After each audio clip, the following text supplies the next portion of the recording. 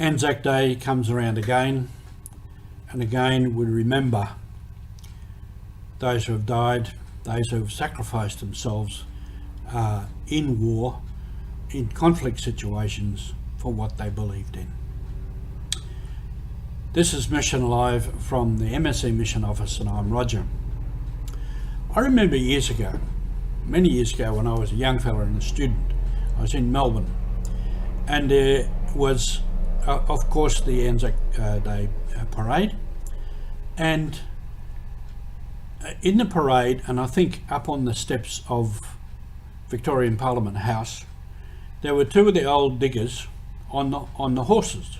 They'd been part of the cavalry, and they had the uniforms and everything on. And of course, at that stage there was the protests against the Vietnam War, the moratorium marches. And one of these marches took place on Anzac Day, everybody trying to make their point. And they had signs, you know, peace, big signs, peace, peace, make love, not war, and all of this sort of stuff. And apparently a reporter was close to where these two old diggers were sitting on their horses. And they looked at all this sort of stuff, and one leaned over to the other and said, "What do they think we went there for? What do they think we went there for?" Precisely what these moratorium marches were advocating. Peace, love, not war, justice. I'll never forget that little story. And why do these people go to war? Why did our men go to war, and our women? For peace. For what they believed in. For peace and justice and freedom, to live a good human life in peace. They're the values behind it. And if someone is threatening to take it away from you, which happened in many of those wars, then you go and oppose them, and it means you're at war. Now, to me, there's nothing good about war. Nothing. Nothing. I suppose the except or for the reason why we go to war, to re-establish freedom and peace.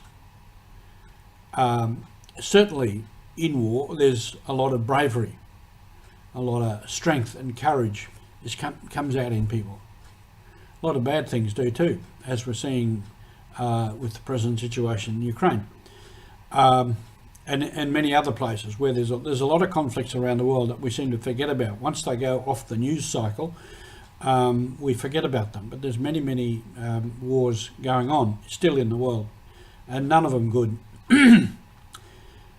So we don't remember the war for the fighting and the killing and the destruction and the cruelty and the war crimes and all that sort of stuff.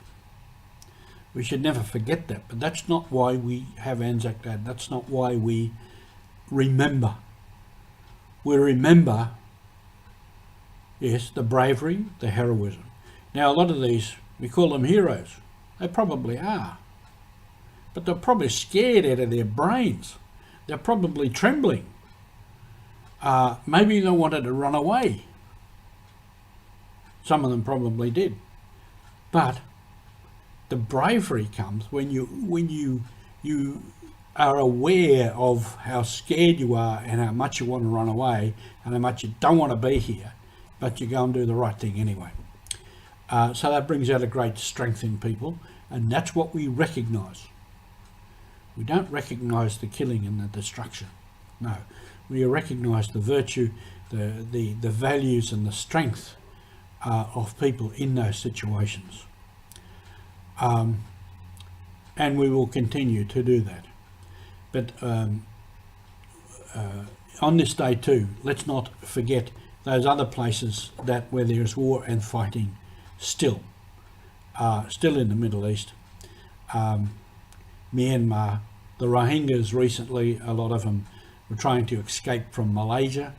Some of them were killed. In places in Africa, in Nigeria, in Sudan, many parts around the world, there is still war and fighting.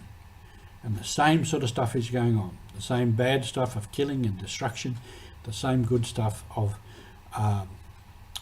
strength, courage, heroism, people standing up for peace and freedom. And all of these things are part of our mission to promote in the world. Thank you for being with us on this special day.